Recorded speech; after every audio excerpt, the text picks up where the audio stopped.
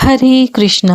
नारद पंचरात्र नामक ग्रंथ में देवर्षि नारद मुनि कहते हैं, आराधितो यदि हरिः तपसा ततः किम, नाराधितो यदि हरिः तपसा ततः किम।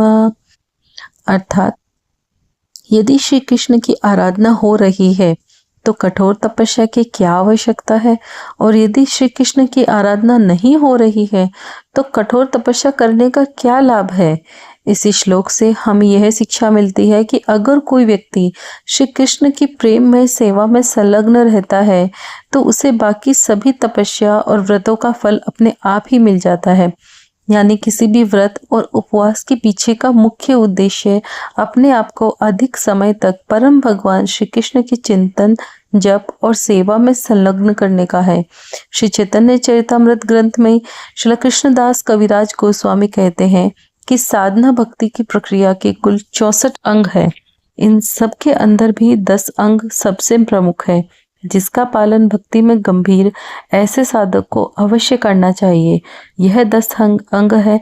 एक प्रामाणिक आध्यात्मिक गुरु की शरण ग्रहण करना, गुरु से दीक्षा और उपदेश प्राप्त करना, श्रद्धा एवं भक्ति भाव से आध्यात्मिक गुरु के आदेशों का पालन करना, पूर्ववर्ती आचार्यों के चरण चिन्हों का अनुसरण करना, आध्यात्मिक गुरु से भगवत सेवा के विषय में जिज्ञासा करना, श्री कृष्ण की संतुष्टि के लिए इंद्रिय तृप्ति का त्याग करना, श्री कृष्ण के दिव्य लीलाओं से संबंधित पुण्य तीर्थों में स्नान निवास करना, मात्र देह और आत्मा के लिए जितना आवश्यक है उतने ही कार्यों में संलग्न रहना, यानी जरूरत से अधिक परिश्रम ना करना, श्री कृष्ण से संबंधित धार्मिक अवसरों जैसे कि जन्माष्टमी, एकादशी इत्यादि पर उपवास का पालन करना, पवित्र वृक्षों, गायों, वैष्णव तथा ब्राह्मणों की उपासना करना।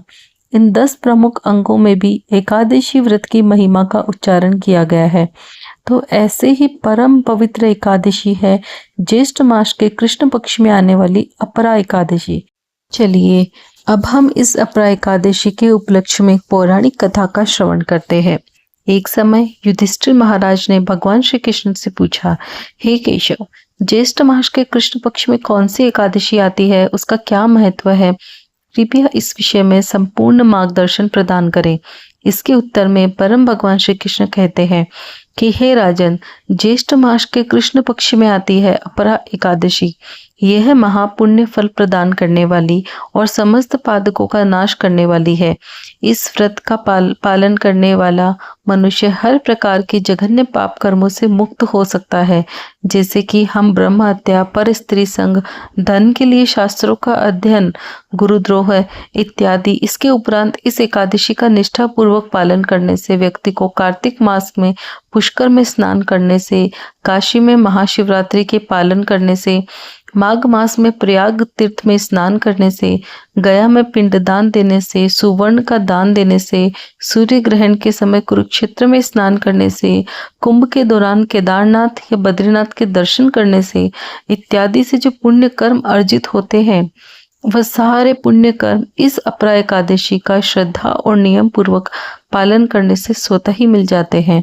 इस अपरा एकादशी के बारे में यह कहा जाता है कि यह व्रत बहुत ही तीक्ष्ण कुल्हाड़ी से पाप वृक्ष को तोड़ देता है, अथवा यह कह लो कि हिरण रूपी पापों को भगाने वाला यह सिंह व्रत है।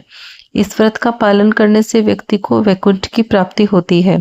इतना ही नहीं, अपितु जो व्यक्ति इस अपरा एकादशी की कथा का श्रवण या पठन भी करता है वह भी सभी पापों से मुक्त हो जाता है। इस कथा का वर्णन नारद पुराण में आता है कि एक समय महाराजा मानधाता अपने गुरु वशिष्ठ ऋषि के पास पहुंचे।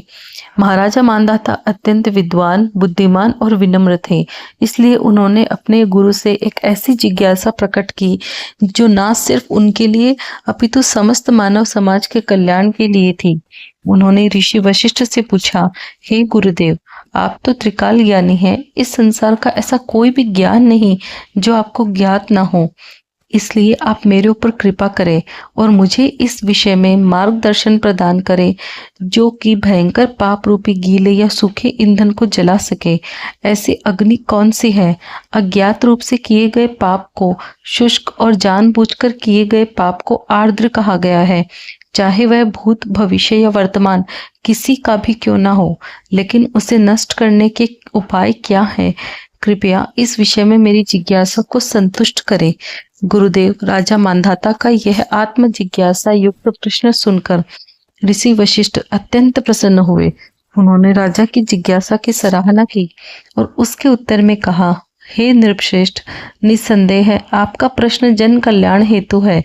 अब मैं आपको उस अग्नि के विषय में बताता हूँ जो शुष्क अथवा आर्द्र दोनों ही पापों को भस्म कर सकती है। ध्यान पूर्वक सुनिए। जो व्यक्ति भगवान विष्णु के दिन आने पर अर्थात एकादशी तिथि आने पर अपनी इंद्रियों को वश में करके भगवान मधुसूदन की पूजा आराधना करता है, वह अपने समस्त पापों को धोकर बहा देता है। एकादशी नामक अग्नि से पाप रूपी ईंधन अगर 100 वर्षों से भी अधिक समय से संचित हो तो भी शीघ्र ही भस्म हो जाता है।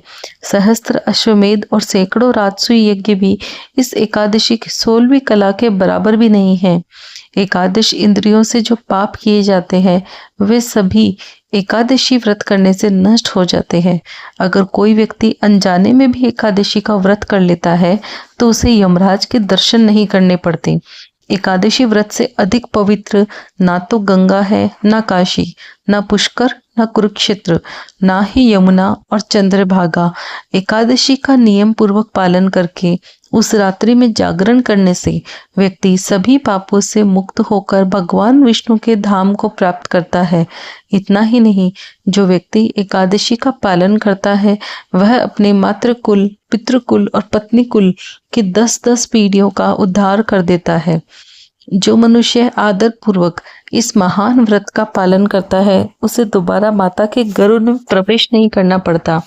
हे राजन, आपके प्रश्न का उत्तर एकमात्र यही है कि हर प्रकार के शुष्क या आर्द्र पाप को जलाने वाली एकमात्र अग्नि एकादशी तिथि है और इसमें कोई संशय नहीं है कि इसका निष्ठापूर्वक कठोरता से पालन करो और अपनी प्रजा को भी इसके महात्म्य के विषय में बताओ।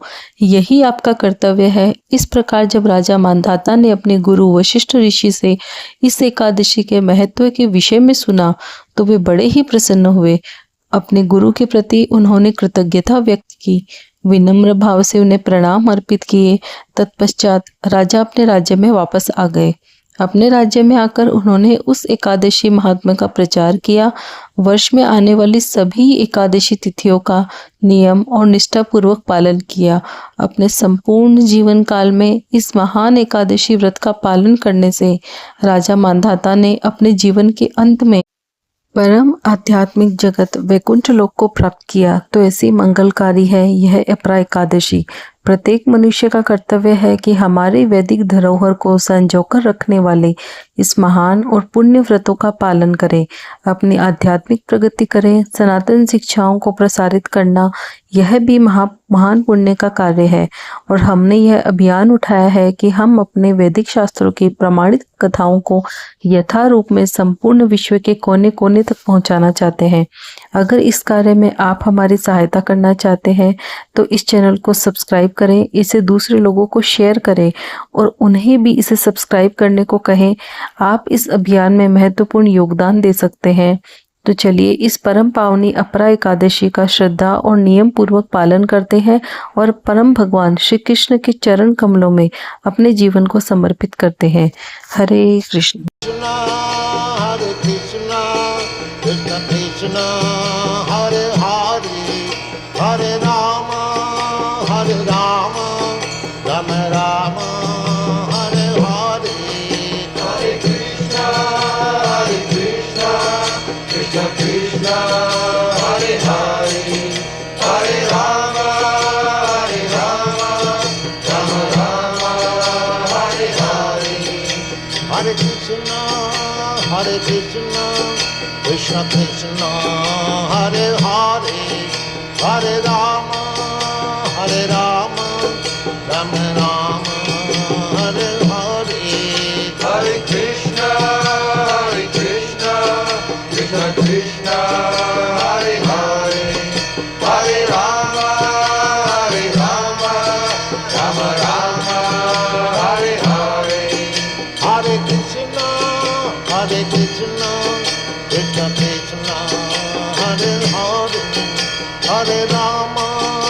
Hare Rama, Rama Rama, Hare Hare, Hare Krishna, Krishna Krishna, Hare Hare.